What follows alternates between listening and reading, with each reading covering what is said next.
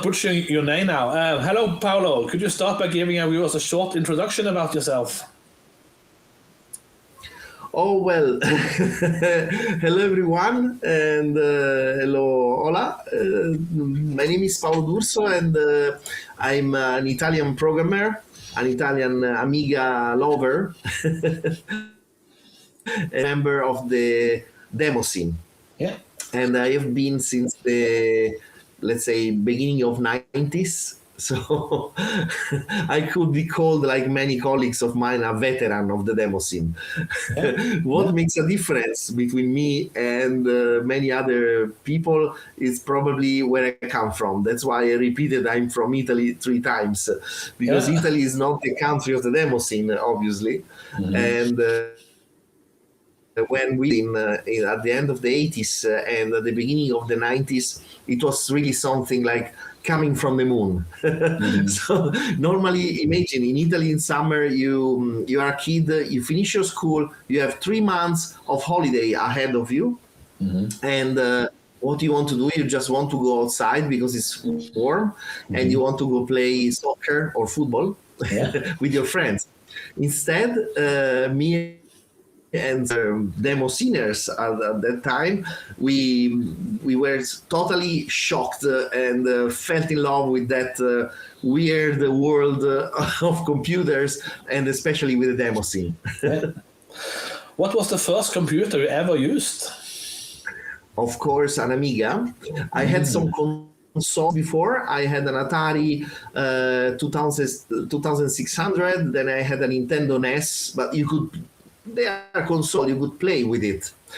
And then my first computer was an Amiga, and it's it's a love that never ended. For me, I'm not really, it was a very sad day when Commodore failed in '94, but I don't care. I enjoy using my Amiga right now in 2026. Yeah, same. Were you already interested in technology and electronics as a kid, or did that come later? Not, absolutely not. As I say, normally kids in Italy just go on with their friends. The weather is warm, let's say 10 months over 12. So you're used to go outside and play. You're not used to be forced in a room and use a computer. So it was absolutely any kind of technology. Yeah. What was your first computer? You said it was an Amiga, but which model? I wanted an Amiga because I went to a friend of mine, and he told me like, hey, I've got a computer that has the same graphics of the arcade machines. Mm-hmm. And I was like, nah, you can't. I have a Nintendo NES and the graphic is not like in the arcades. But then I went and it was like, oh my God, what is this computer? What is this? And I wanted, and he had an Amiga 500 Plus, and they wanted the same to get my Amiga. So then the Amiga 600 was released, and I got an Amiga 600. And shortly after, the Amiga 1200 was released, but my parents just bought me an Amiga 600. So I was like, everybody's changing from an Amiga 500 to 1200, and I have to be stuck with a small computer, this 600. Yeah. Were you mainly playing games at first? Were you mainly playing games at first, or did you immediately start experimenting with it? Well, at the beginning, of course, I was playing games. And at that time, in my school, everyone had an Amiga. Everyone. Not only kids, but also teachers and also the members of the school. Everybody had an Amiga back then. So you can imagine how many discs we were swapping and trading. But the thing is, I always to be creative. So one feeling that I always had before with the consoles is that they were like passive. So I could only play, I could not make. Then I was going to the only computer store in my village, and there were some people programming stuff on the Amiga. So I was like, "Wow, what are you doing? Did you do this? Yes, look, a character is moving on the screen, and I programmed this." And I was totally like, "Wow, I want to do the same. I want to create video games." So my first goal when I got an Amiga was I need to do something creative with it. Yeah. What magazines, BBSs, or other sources inspired you back then? Well, BBS, no, but magazines, of course. And in Italy, we had a lot of magazines in Italian language about Amiga and about video games. And of course, from time to time, I could go to Perugia, which is the capital of our region. And I could go to some news agents and buy Amiga Power, Amiga Format, The One, and cover discs.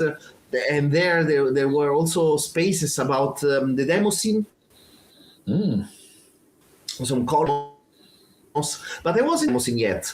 I was really focused into games. What? So after, let's say, 1 year, I was able to start doing my video games with Amos. The three programs I was using were Amos, sorry, my English pronunciation is not the best. That's fine. Linux Paint and ProTracker. These three tools let me create what I had in my mind. This was really shocking back then. Right now, everybody can do a video game, even with vibe coding. But back then, you had to program everything. You had to create everything by yourself. So the process was very long. But I was doing some video games and I was selling them in school to the teachers, to my schoolmates. And I was very happy because finally I could be creative and productive. Yeah. What was it about the Amiga that made you want to spend so much time with it compared to other computers? Amiga was just the most incredible computer back then. The graphics, the music, the power, the games. Imagine some friends of mine had a PC with DOS and CGA graphics, 16 colors, but very ugly colors, as you can remember, very acid. And we had a computer with 4096 colors and stereo music and the games were incredible. It was just one level ahead of anything else. So there was no reason for me to look at anything else. Some friends of mine even had an Atari ST and it looked really awful compared to the Amiga. It was just too ahead. Yeah. The Demoscene, how did you first discover it? In the computer store in my village, there were some guys older than me, 5 years older, and imagine when you are like 12 and they are 19, there are differences back then. So they were always going to the computer store and putting some floppy disks on the Amiga, and I was always curious. And I was going there and like, what are you doing? What is this? And once they showed me state of the art, and they said, "Wow, nice intro. When the game is going to start?" No, this is not going to start. This is it. This is a demo. And back then, what the demos were showing was something like really hypnotic and captivating, because you could see this kind of graphics only in video clips on MTV, but nowhere else. So the thing that you could have this video clip, let's say, anytime you want, you just have to put the floppy and restart and you watch it and it's like, wow. And then with the video and the graphics and everything is like colorful and beautiful. Wow. Then I fell in love with the Demoscene. I said like, wow, okay, that's the next step. I can create video games. I'm selling video games. Now I want to create demos. But I was programming in Amos, not in assembly. So the journey was long then, because I was doing some effects with Amos. I made like 3 or 4 demos, demo made with Amos. But they were like, not good enough. So I learned that like, okay, now the next step is assembly. And there was no internet. And in Italy, you couldn't find any book about Amiga programming in assembly. Okay, there was only one that was translated into Italian, but it was showing how to program in C the workbench. So how to open an intuition window or something like demos, nothing related, how to use copper, blitter, how to optimize, nothing. That was another that story, how I learned it. Okay, I'm gonna tell everybody this story. Because older guys, they were able to program in assembly on Amiga. And they had a crew. They were crackers. So I went there and I asked, can you teach me how to program in assembly? And they said, yes. Let's go behind the store and we will teach you. And they took me and they beat me like all the afternoon. Oh. So I came back like violet here, and you're like, oh. And my mom,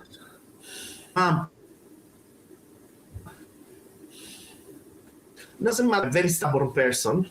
The next day, I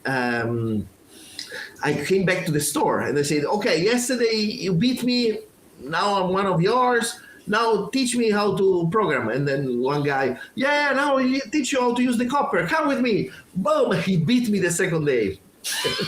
And the third day, and I was like completely violent. And I was stubborn. I was like, okay, I'm gonna learn, because if not from them, I have no other chances to learn from anyone how to program in assembly. So my mom was a teacher of one of them, because she was a teacher in high school, and she knew from somebody that one of her students was one of the guys that was beating me, and she went to speak with him and said, like, you know what? If I want, you are kicked out from the school. And in Italy, if you couldn't have the high school diploma, you could not work anywhere, not even, I don't know, cleaning the streets. So she said, like, I can ruin your life, or you can teach my son to program, because she was really, my mom was always a believer that computers were the future. So we had an agreement, and I was going to the house of this guy, and I was really pooping in my pants, because I was like, oh my God, I'm going into, the nest of the lion. He will kill me. And this guy was like, I have to teach you. I want to kill you. And I was really like, okay. That sounds like a nice guy. Now we are big friends. We are really big friends. And he taught me how to program in DevPack, and then we switched to ASM1, and oh my God, ASM1, and then ASM Pro, much better than DevPack in my opinion. So finally I was able to use copper and make copper lists, and to use blitter, and to combine everything, and to make effects, and I knew how to use registers finally. And this was like millions of kilometers ahead than Amos. So I was like, wow, okay. But it took me one year and a half, 2 years to make the first assembly demo in assembly. So yeah, of course. Yeah. What was the Italian scene back in the beginning? How was it compared to other scenes? When I joined the scene, so let's say it was 93, 94, the first layer of Italian Demoscene, so the first Ram Jam, Macno, and Italian Bad Boys, and there was a crew from Milan, now it doesn't come to my head. They were dying, they were leaving the scene. Yeah. So I was part of the second Italian demo scene. So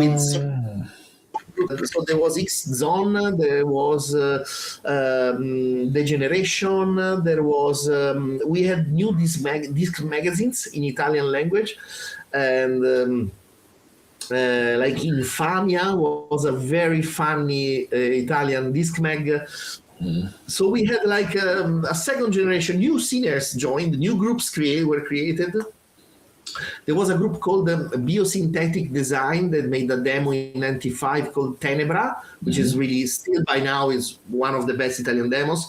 Ram Jam came back with a second generation of coders. So there was Randy from Ram Jam that he's also one of my teachers, because he released a course, an assembly course in Italian language so I could learn faster, and that course was specific into Demoscene. Yeah. There was and the scene was really it's a big country, not big about politics, but about the geography. So it's a long country. So if you are in the north and you are in Milan, for example, and somebody's from Sicily, then you have almost 2,000 kilometers of distance. It's far away. Yeah. But it didn't matter back then. There were demo singers from all over the country, and then we started to meet on IRC on internet with the first dial connections. And the country seemed smaller, so we were doing a lot of events. We were meeting in Florence, we were meeting in the south, and I was going to every of these meetings. So it was really cool. It was like having new friends from many parts of the country. And the scene was frantic back then. It was probably outside in other countries, nobody took care of what was happening in Italy. But inside, the Italian demo scene was really, there were a lot of things. We had 2 disc magazines in Italian language. We had demo parties in Italy. We had small things, nothing incredible. But imagine, I was a kid. I was then 15 years old, and I was taking the train, going to a party, meeting friends, and sleeping with a sleeping bag. It was like, wow, very cool back then. Yeah. Let's see here. Who were the people that had the biggest influence on you during those early years? The biggest influence? Well, of course, in Italy, everybody was looking at Ram Jam, because Ram Jam was an Italian group, and it was the one they did the charts. They started with Showtime, the new magazine. They released some great demos like It Can't Be Done, which is a fantastic demo, and in my opinion, and also Randy released a demo in '96 that was amazing, and I'm very glad that I had the opportunity to see the demo in progress, because I was going to Randy's home, and he's a brilliant coder, really amazing coder, a talent, a genius. And he was coding this demo, Massive Killing Capacity, that's the name of the demo. They were a huge inspiration for me, massive inspiration. See here. Do you remember the first demo you ever saw? Which one it was? Well, State of the Art by Spaceballs. In the computer store. It was something like, it was a shock. It was like, okay, wow, this is the best intro for a game I ever seen. But when the game is going to start, no, there is no game. That's the thing. And it was like, wow, it's very long. Yeah. It's like a video clip. And you have a video clip in your hands on a floppy disk. Oh my God, I could watch it anytime I want. On MTV, you couldn't do that. You had to wait until they play the video again, the video you like. So it was really, you had the power in your hands. We lost this kind of feelings, I think. Now everything is accessible anytime I want. I see my kids watching TV. They can stop, pause, go back when they like something.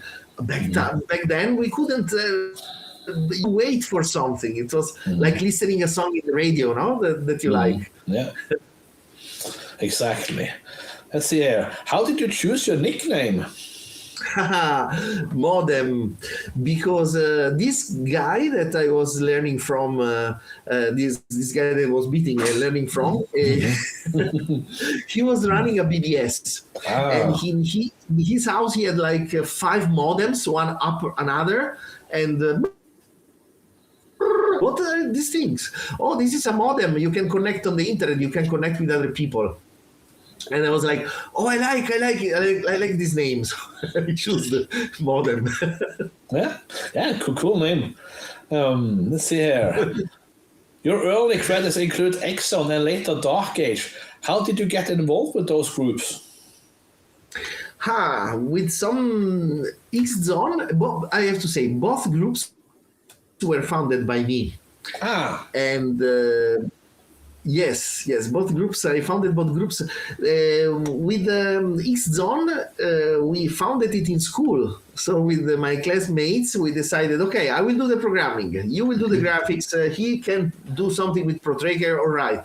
Bam. And we founded the group. And we started to release things. And we were very active, I have to say. And then something happened for an Italian that was really incredible. Some guys from Sweden, imagine Sweden, from the point of view of an Italian, Sweden, Finland, Denmark, Norway are the countries for the Demoscene, where it belongs there, the Demoscene, not obviously in Southern Europe. So some guys from Sweden saw our intros and our demos, and they asked to join X-Zone. And this was like, oh my God. We were, of course, yes, and we were so excited. Like, incredible. But then something happened, because those guys started to let more and more Swedish people join and releasing stuff without asking us. So we were like connecting on Aminet, and there was a new X-Zone release. And it was something like very lame, like, oh my God, these guys are doing things with Amos, and we were not doing any more things with Amos. So it's like, oh my God, what is going on? So at the end, we were like struggling because we didn't like the quality of what was being released. We couldn't stop. We didn't want to have a fight also. So we decided, okay, listen, let's do one thing. Let's leave X-Zone to them. And let's go out from the group and let's found a new group. But this time with better quality, also from us. So we founded Darkage in 1996, I think it was. And or 97 or something like that. And we started to also to be more careful about us. So, okay, let's work with more calm, patient, less impulsive, because Italians are impulsive normally. So we started to be more precise about details, and we started to release things that had a bit more visibility. So we participated to the gathering, Mecha Symposium, assembly, to some bigger demo parties, and we started also to compete in Italian demo parties. And we won some of them. So the name Darkage was very visible in Italy.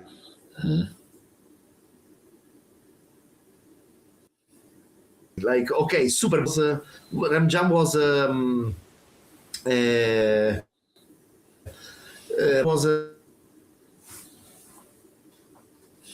let's say, and there was Darkage, and Darkage became we were releasing more and more.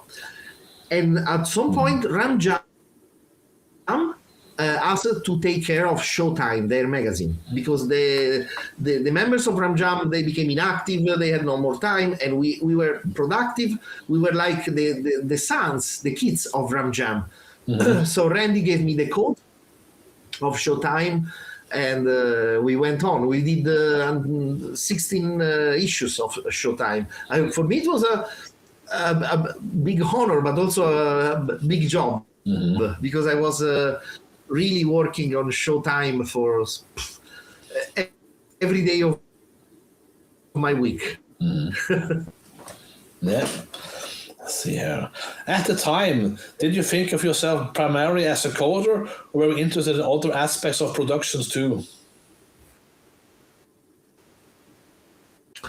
Well, I never stopped making games and software for Amiga as well.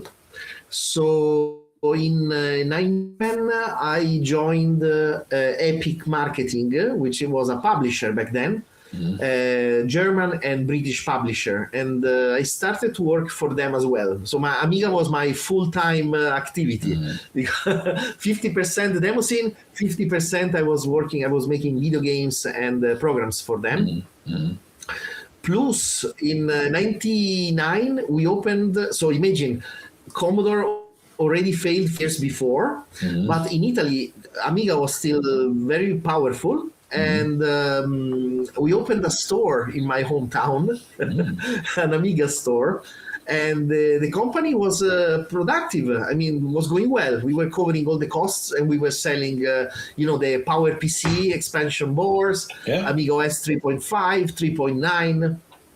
We were selling very well. We were shipping to all the country. So we were one of the few Amiga stores back then. So Amiga was my full-time activity. Yeah. Cool. Let's see here. Every group has coders, musicians, organizers, etc. Which role do you think is the most underrated? Organizer, I have to say. Because I see myself in the 90s when I had time to organize Darkage, and we had a lot of members. And I see now that I should organize, but I don't have enough time to do it. And sometimes we are struggling with graphics, with sound. Right now, for example, I have a demo which is half ready, and we have no music for it. So it's like I'm just waiting. I have, 20 effects ready, and I'm proud about them, and I cannot show them. I cannot finish the demo. I cannot mount together with no music. So the organizer is a really important role in a group. Look at, for example, at Magic from Neocolora. Magic cannot code, he cannot do graphics or music, but he's keeping the group Neocolora really well. So he's really organizing everything, and there are a lot of members that join the group. So I have big respect for this. Yeah, that's a good one. Let's see, which release are you most proud of so far? I have to say that I'm very happy of the Deep Meat, the demo where we won revision, because for me, it's, imagine now I'm almost 50 years old, but when I started the Demoscene, my dream was always to be not famous, but well known, and to know people like Jogger, Virgil, Facet, and many others. And 30 years later, I know them and we are friends. And my demo was shown on the big screen and people were clapping. And this for me was like, wow, making a goal on the inner myself that was a teenager and had the dream to do this. So I'm very proud of this demo, because this demo let my dreams come true. Yeah, that's a good one. Let's see here. Darkage has become a very important part of your scene history. What was the atmosphere inside Darkage like in the late 90s? Oh, it was like a company, I would say. Every day we had meetings. Every day we were sharing emails. It was very hyper-productive, I would say. Yeah. And happening. Some members wanted to join. Somebody had questions. We were really, wow, it was, they were really good days, I have to say. Very, very good.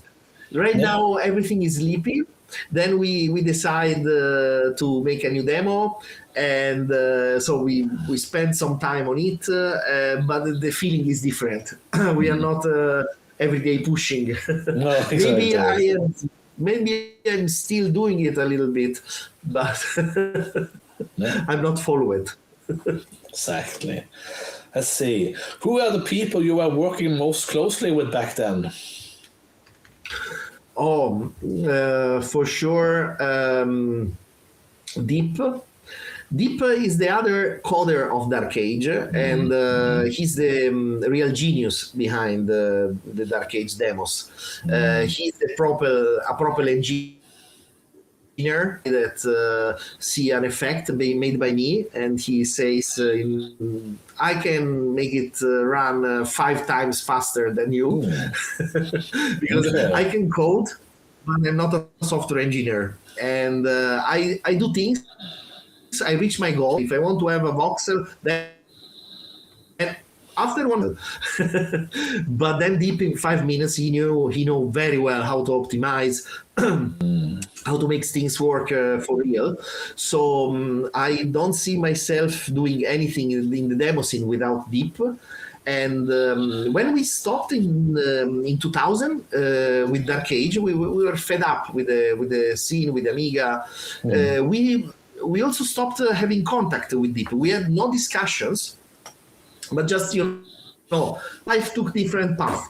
And then when we came back to Darkage, we came back at the same time, and at the same time, the demo, same town. We live very far away from each other, so we had no chance to meet in a bar. So it was really like an incredible coincidence. What I wanted to say, so Deep, for sure, the person I was working more close, and I had lots of fun working with Decibel. Decibel is a Swedish graphic artist, and we were doing a lot of together and having a lot of contact. And right now he's no more active in the demo scene, but we are friends on Facebook, so we found each other, and from time to time we talk again after 30 years. Yeah, nice. Yeah, it's always fun to have those friends you've known for many years for the demo scene. Absolutely. Demo scene is mostly friendship. There are some weird people, of course, but in everywhere there are. But mostly I found friends. Yes. And also, one thing I wanted to say, because I think it's important, all the competition I felt back then was because I felt always I am smaller. I'm, in the demo scene. I'm somebody far away from where this demo scene is happening. So even going to a party takes a lot of money, time for me. When you need from Italy to go to revision, it takes 1 day, for example. We need to take bus, plane, then another bus, then train, then another bus. It's really costing a lot. But the big ones, the big names, now I know they're my friends. They have no competition. They have fun. They meet like they could meet in a pub. And I love this feeling. I love this easiness of going to a demo party and releasing your demo. Yeah, exactly. Let's go back to the early days. Looking back at those early Darkage production, which one of the old ones means the most to you? And why? Okay. For me, for sure the demo Neo, because Neo was a demo that we released in an Italian demo party, and probably didn't have much visibility outside of Italy. But we competed in this Italian demo party against Ram Jam and against Randy, this great demo coder and teacher of mine, and we won. So it was like, wow, the student beat the teacher. And I was proud, to be honest, because for me, Randy was always the one to follow, the one that really knew how to code well, the talent. So one over him made me felt like, okay, wow, I'm learning well and I'm progressing in my journey in the demo scene. Exactly. Let's see here. You worked on a lot of intros, 40K and 64K. What attracted you to working under such tight size limitations? Yes, more than a demo, I loved doing intros. I did a lot, more than 20 intros back then. Yes, Fantasy Dome, Art Nouveau. Art Nouveau is also one production that I like a lot. I love the going into the next one. And sadly, we arrived 14th in the Mecca Symposium 98, I think, 97. But yeah, the size limitation was a challenge for me. I really enjoyed that. Yeah. What were your main coding techniques for getting such impressive effects into such tiny programs?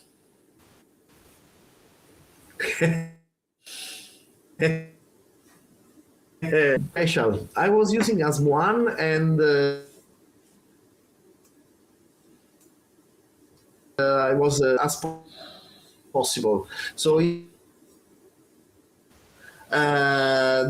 instead of importing from the Lux Paint, then I was trying to recreate it, programming them up, and this would take us much less space. And then I have to say that one more time, the real optimizer was Deep. So in our group, so I was doing an effect. The effect was working, but maybe it would take 10 kilobytes, and then Deep was shrinking to 1 or 2 kilobytes. He did the magic, not me. Okay. Yeah. Was or is there a particular Amiga CPU that you enjoy coding for the most, and why? I enjoyed very much the 060.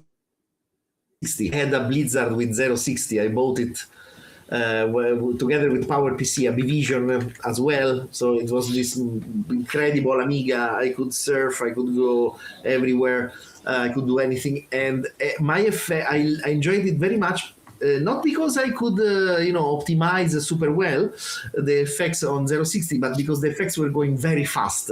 So since I'm not a good programmer, then watching my effects going fast was really satisfying for me. Yeah. Let's go. Let's see here. Showtime. What was it like working on an Amiga disc magazine compared to making demos? That was a different kind of job, but it was really something that took me every single day of the week, every single day. We were receiving clip arts, articles, then you had to format the articles. If you remember, Showtime had colors. And to do that, you had to, you couldn't do like in HTML. We had to use an editor that was like very complicated and full of bugs. So if you forgot to close, let's say, a tag, then all the magazine would crash, but it wouldn't crash immediately. It would crash after many pages. So it was really a nightmare, I have to say. Yeah. It was a totally different job, yes. But I enjoyed doing it. I really enjoyed. You have also contributed to things like Planet Italy, Eurochart, and other scene magazines. How important were these magazines to the scene? Oh, very much, very, very much. They were probably keeping united the Italian demo scene because they were magazines in our language, in our mother language, so easy to read. And also they were articles about us, not about the big legends and demo sceners. So it was fun.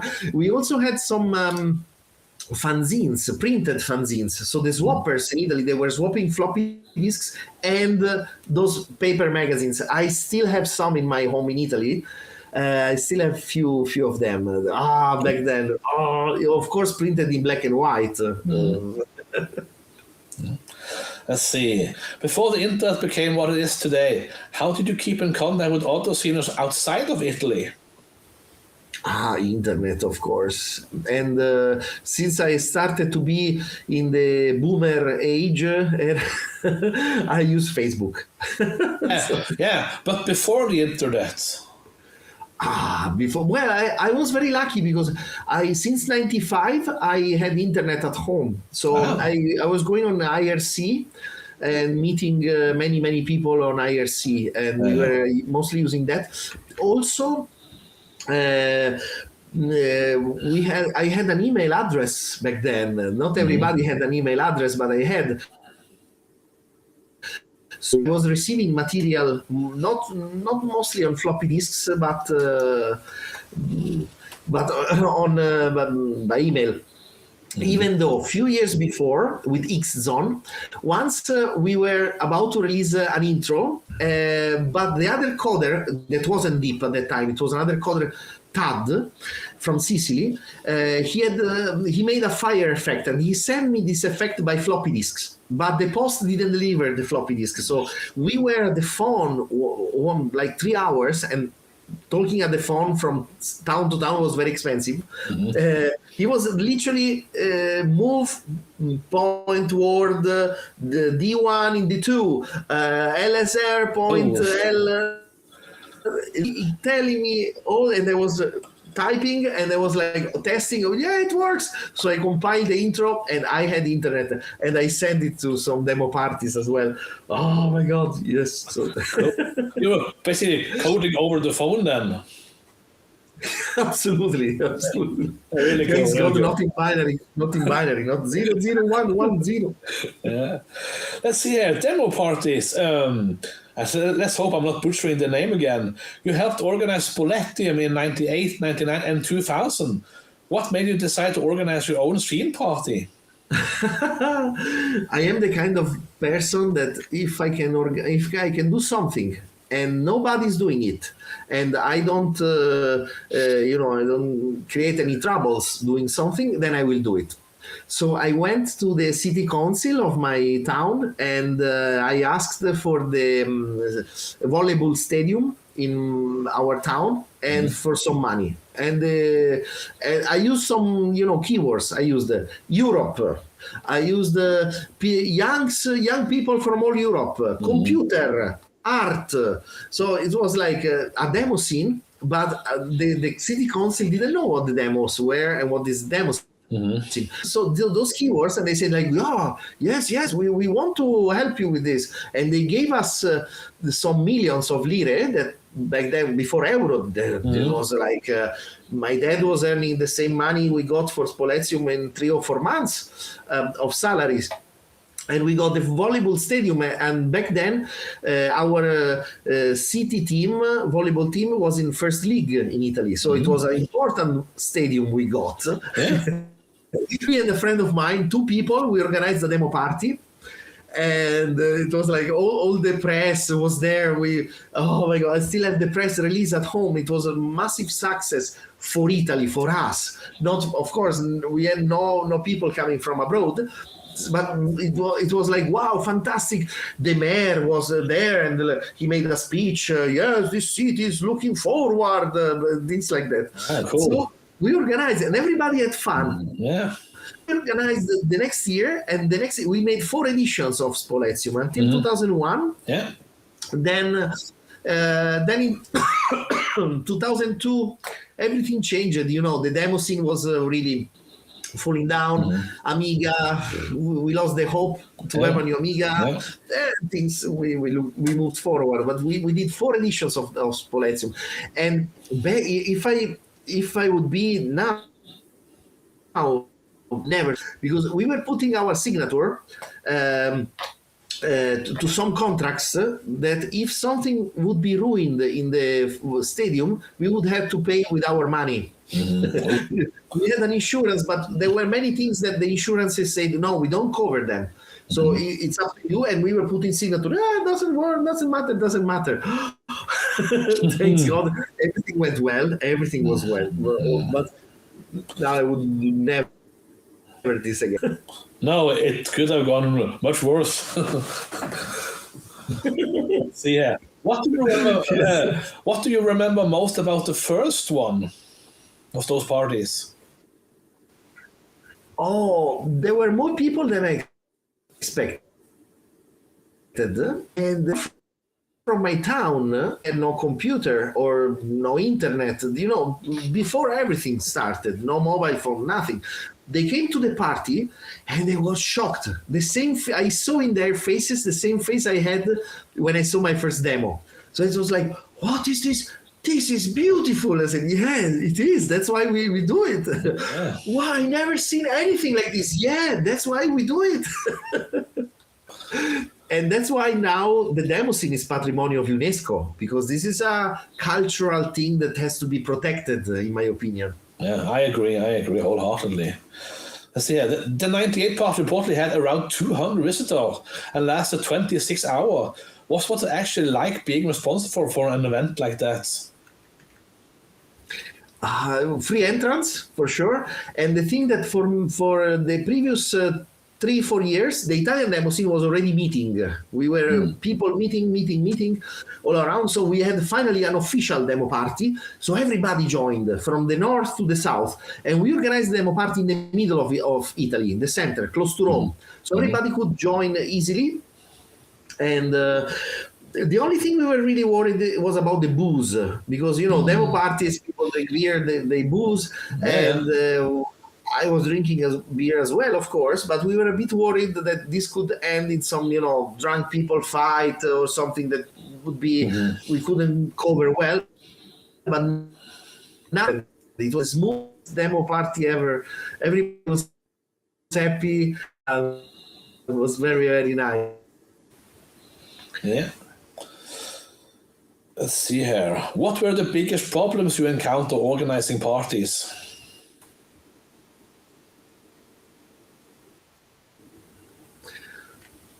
Well, I have to say that everything was easy because we had the location, we had money to cover the costs, and there were people coming to the demo parties.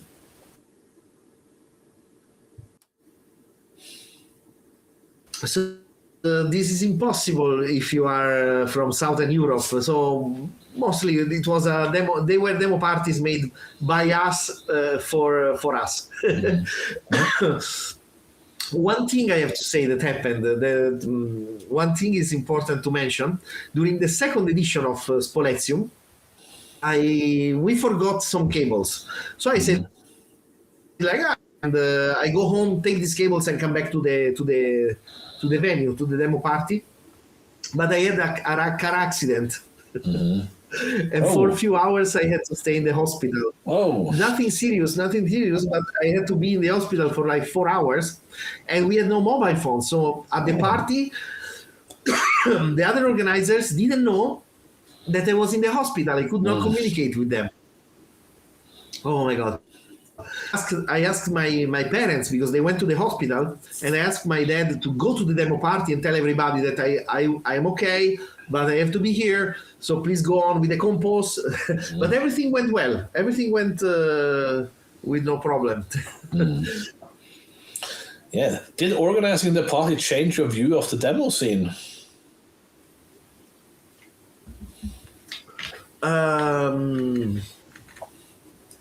No. I know this. I just know the struggle and how much energy it involves to organize demo party. Mm-hmm. So when I go to revision and I see those organizers like sweating or being tired, really my heart is with them. Really, I know what they are going through. So big up for the party organizers. Most definitely. Was there a particular moment that you'll never forget from those parties? Oh yeah, when I went to the hospital, for sure. Oh, yeah. I figured you would say that. Yeah. Yes. I was like, no, not today. And the one car, and I was with the motorbike, and oh my God. No, thanks God, everything is okay. So all my 3 legs are fine. I can walk. So everything is okay. Yeah. You have worked on the Amiga for many years. Did you ever seriously consider moving to another platform?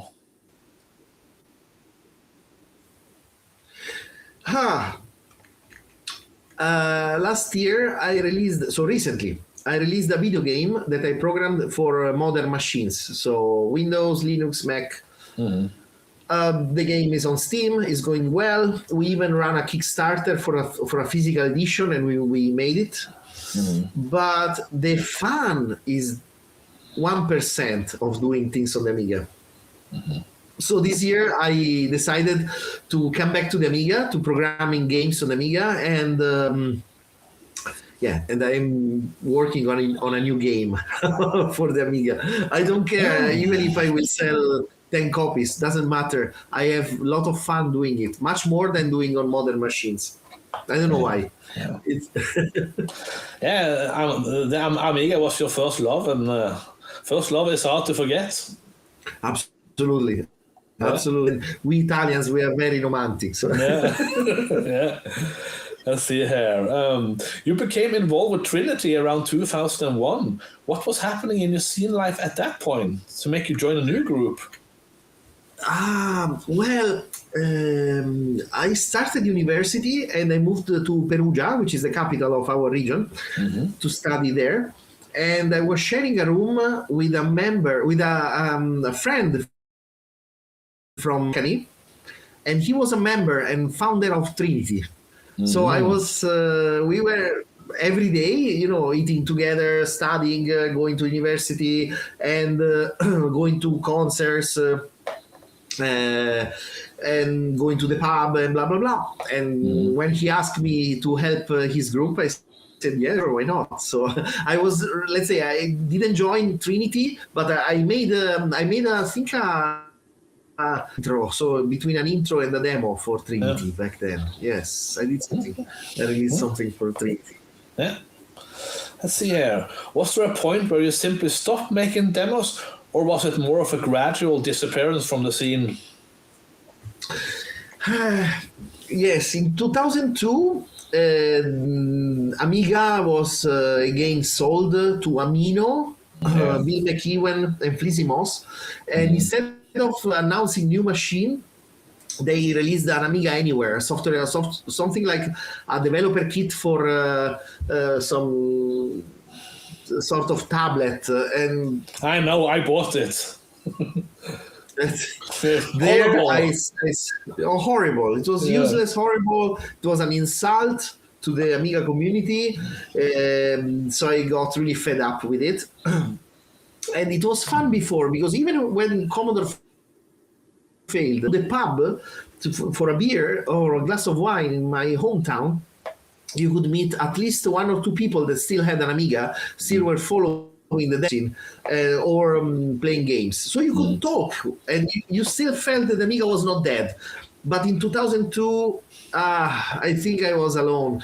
Actually, in my hometown, there were other two demo groups, Risico Plus and Figa Production.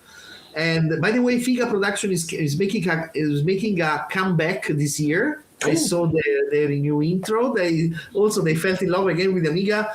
And, they're doing something, and they asked me for some help, so I helped a little to this intro to make it happen. Yeah. So when nothing of this was anymore, there were no more cool demos. The Amiga was dead, really, with this Amiga Anywhere. In my hometown, nobody had an Amiga anymore. Then I said, okay, we fought strong and we lost. Yeah. And I have to accept it. And that's why I lost the interest with the demo scene, the Amiga. For 20 years, I did something completely far away, it's completely different. Then it became my job. I was doing music and producing music. That was something back in the past. I never sold it, thanks God. I didn't sell my Amiga. That was the good thing for me now. Yeah. Let's see here. After a long break, what brought you back to the Amiga? During COVID, I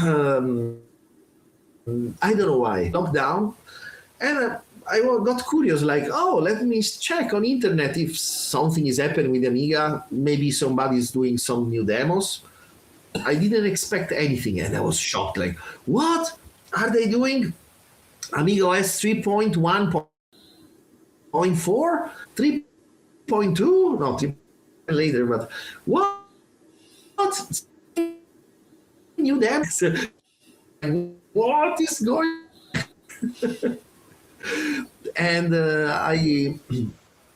I asked this friend from Trinity, by the way, if he was following the demo scene, and he said, like, yeah, KFD from Trinity told me, like, yeah, the demo scene is having a new wave. Check this party, check this thing, check that. And it was Easter time, and there was vision and I was like, so many people. I was, wow, really? So this thing didn't die. Wow. And slowly I came back to the demo scene. So yeah, now I'm going to butcher your name again. Neocolora in 2023 was described as Darkage's comeback to Amiga Demoscene after 23 years. What made that production happen? After we released Neo, the demo Neo, back in the 90s, then we released Neo 2, that was my last production for the demo scene. And I started to make Neo 3, to be honest. But then it never happened. As I told you, I lost the interest. In 2008, the demo scene, it was over for me. But the demo was there, and I didn't sell my Amiga. So when I restarted having some interest for the demo scene, for the Amiga, then I found the source code. I found my ASM1, And believe me, everything, how to assemble, how to run a source code, how to do anything, how to convert an image from EFF to RAW or to chunky. I forgot everything. So I found the source code and I was like, but I remember this was working 20 years before. And slowly I was trying to make the effects run. And when the effects be so, I saw that Virgil was tagged Virgil, and I said like, wow, this is Virgil. Wow, I need to write him. And I said like, probably you don't remember me. We made a slideshow together back in the 90s for gods. And the slideshow was called Divine, and I coded it, and it was an honor to have your music in it. And Virgil, very friendly, he replied to me and said like, wow, when you want to do something, I'm available. I was like, well, I can't promise anything, but I restarted coding on Amiga, and I still don't remember how to use sprites and how to use Blitter, but it will happen. Virgil said like, oh, show me the effects. I showed the effects, and Virgil sent me the music for Neocolora. And we started to work on it. And then Deep contacted me. Oh, Paolo, we don't hear each other from 20 years, but you know what? I miss the good old Amiga times. And I said, me too, and I'm doing a new demo. You what? Yes! It was incredible. And then Virgil said like, I will ask Faceit if he wants to do the graphic. And I was like, what? Faceit? In my production, I have goosebumps. Incredible. This cannot be true. And Faceit said yes. And I was like, oh my God, what is going on? We are two little programmers from the south of Europe. We never did anything incredible. We're just really far away from the demo scene where it happens, the real demo scene. And now I have a demo with Virgil and Faceit. This is mind-blowing. This is incredible. So we made the Neocolora. And I was supposed to be at Revision, but my wife gave birth to our second child the same day. Wow. So I decided, no, I will not go. And I saw on streaming that the Neocolora got the second position. And I was like, oh my God, I will never be able to reach that level again. And I'm not there. I'm in Italy. Oh. But then 1 year later, we did the Deep Meet and we won. So, okay. This was really a miracle. Not just a miracle, you had to be skilled to pull it off. Wow. Thanks. And lucky. Really, we are very lucky. I want to thank TBL, HowJob, and many other groups for not participating to Revision 2024 and let us win. Okay. How different did Amiga coding feel in 2023 compared to the 90s? For me, nothing, because I know, for example, Deep is an engineer, so he used cross-coding and he coded on his Mac and compiled the source, and we did FSUI, some emulator runs up and show the code, blah, blah, blah. And I am using my Amiga 1200 with AS1, no undo, no memory protected. When Amiga crashes, you need to restart the Amiga and then AS1 and reload the source code. But I love the feeling of that. I love to be 15 years old again. I love the sound of the mechanical board of the Amiga. Mm-hmm. I run WinY, of course, but I miss the feeling. Yeah. I want a mouse with I want a mouse with a ball inside, and after a while you need to open and clean it. I want to do what I was doing when I was 15 years old. Yes. Then I have fun. Then I really love to do it. I code in the night when I finish to work, when my wife and the kids are sleeping, and if I'm not tired, then I switch on my Amiga, and I fly back in the 90s. Yeah, it's a really nice feeling. 2024, you won the Revision Amiga Demo competition. What was the story behind that production?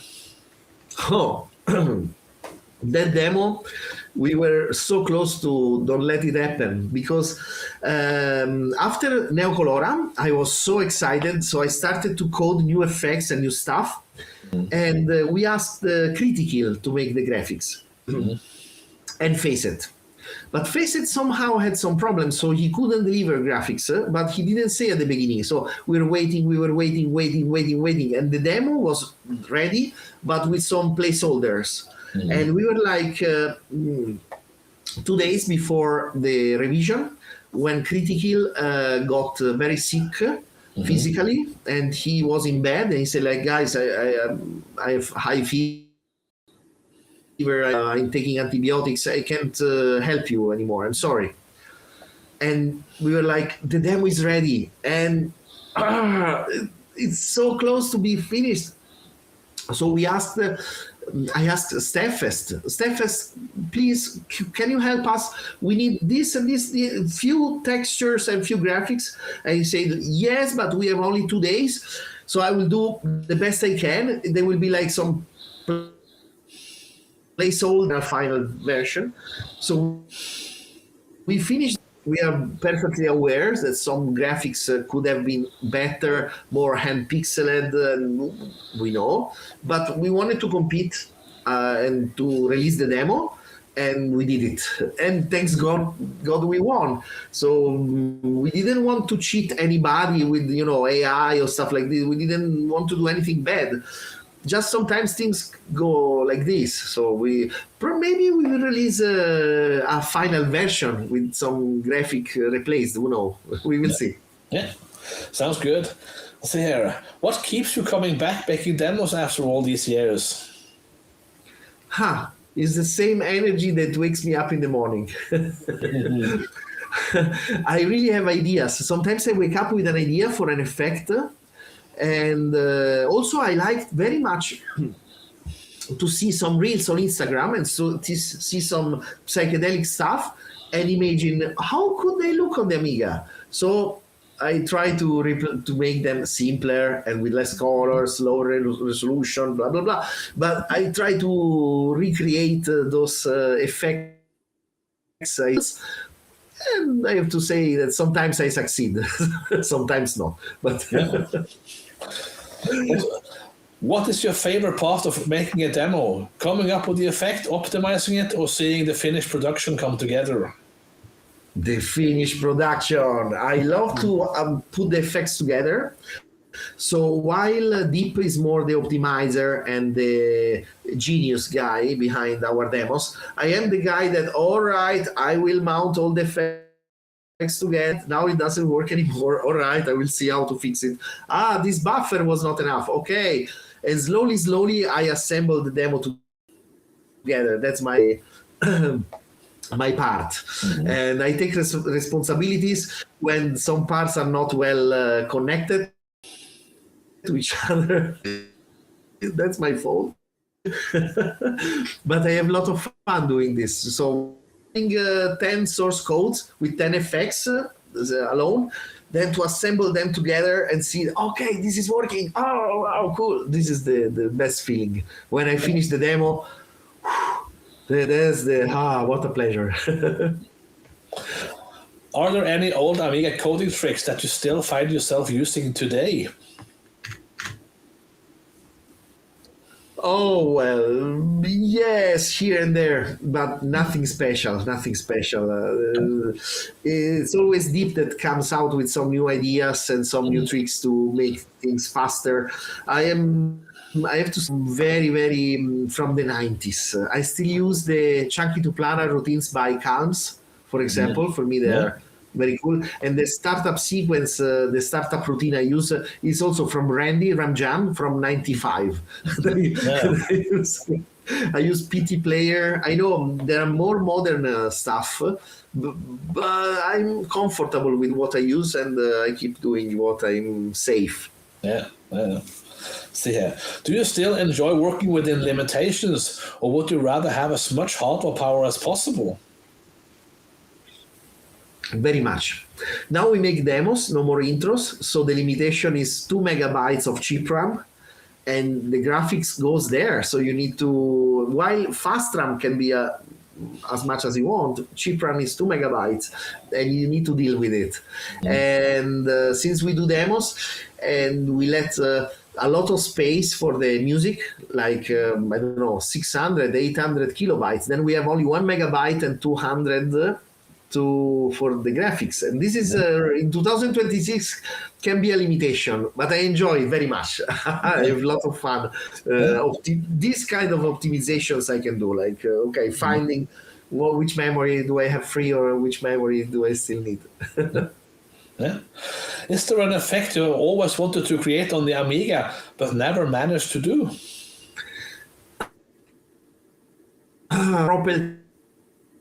I suck with 3D compared to many others, and also compared to Deep.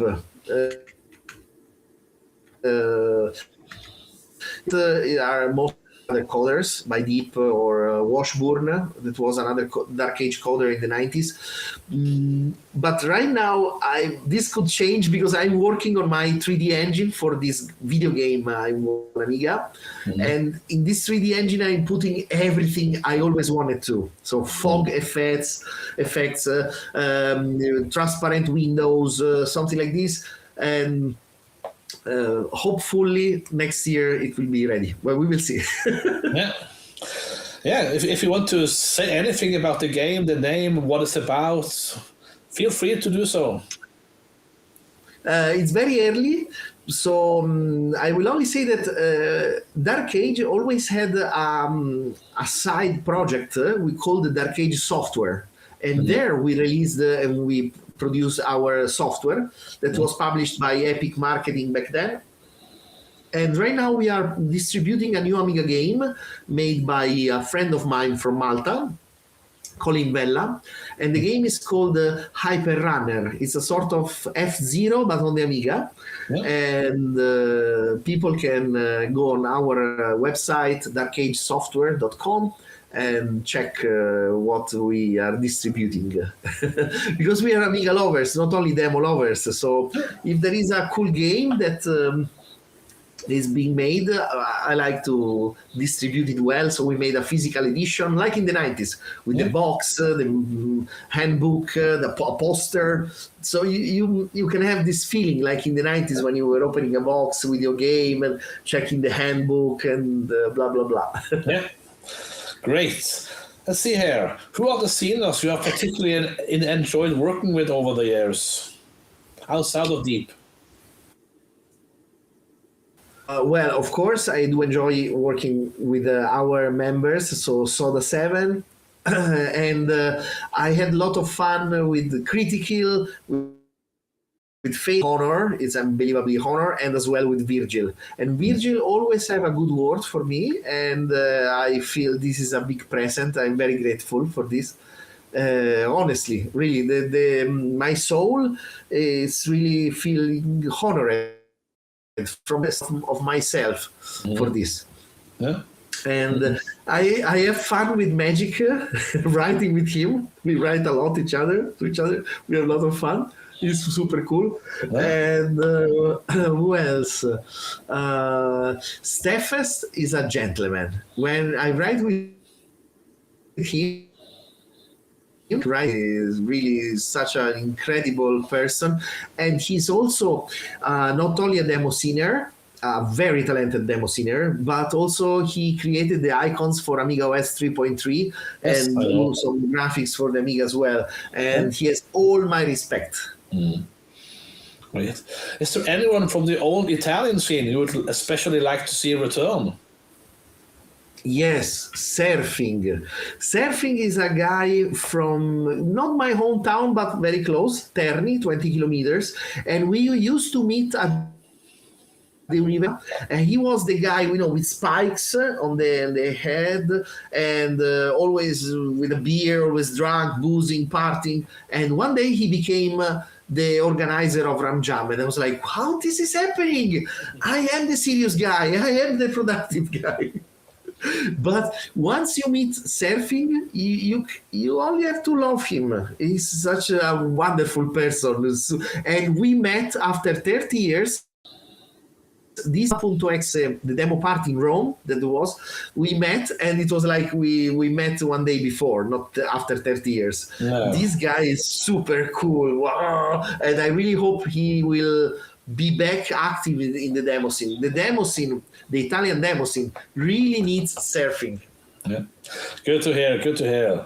Let's have a few quick ones. Favorite Amiga model of all time? 1200.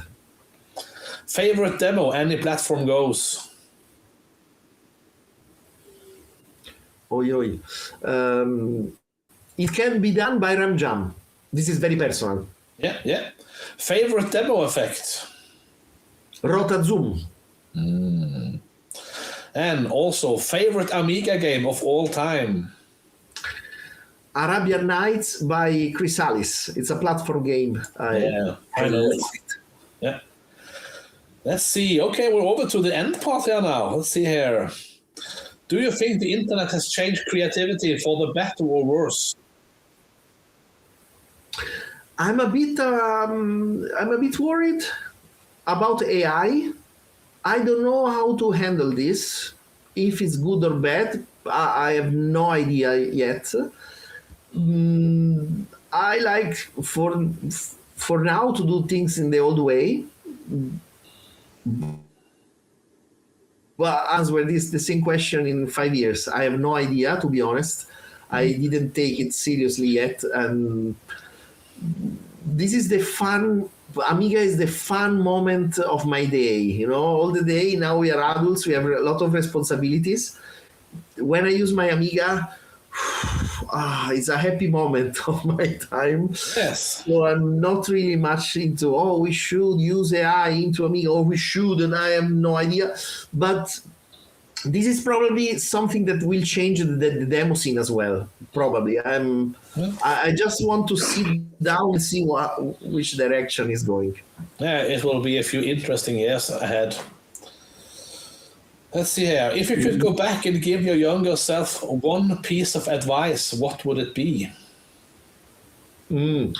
Buy lots of Amiga games and stuff, store them for 30 years in some places, and sell them in 2020 on eBay and make millions. Yeah. What person should I try and interview next? One more time, sorry. What scene person should I try and interview next? Some more Italians, please, because we are a lovely scene, very small, but yeah, it would be nice too. And also, I think he deserves very much more visibility. Randy of Ramjam, because he was the teacher of so many demo coders, and he's a talent for us, for all of us. Randy is a sort of star in the sky that we have to look at. Yeah. Okay. Any shout outs or greetings you'd like to send before we go off? I mentioned at the beginning of our interview, but I would like to greet and to send my greetings to Yogeir. And because he's so cool person, and when we met at Revision, we immediately became friends. And really, wow, I remember myself running the demo Love hundreds of times with his music, and imagine, and there was you remember between part 1 and part 2 of Love, there was the address of Yogeir, like if you want high quality music for your Amiga game or demos, contact. And I was imagining, like, wow, Norway, so far away, must be cold. And there are these talents there, like, wow. And I always thought to write a letter to him, but I didn't do it. But then I met him at Revision 30 years later, and the small Paolo spoke to him, like, I always wanted to write you a letter to say how cool you are. And he was like, no, you are cool. And we became friends. Oh my God, this is really another dream come true. Cool. Yeah. Anyone else would like to greet or any shout outs? My mom for believing that computers were the future, and my dad for buying me an Amiga. Yeah. Okay. Great. Thanks for taking the time to do this, Paolo. It's an honor for me. It's a pleasure. It's really another of those big presents in life that I received. I would never ever imagine that one day, because of my releases, I would be interviewed. Thank you very much. This is really you made my day for sure, but probably also you made my week. Thanks.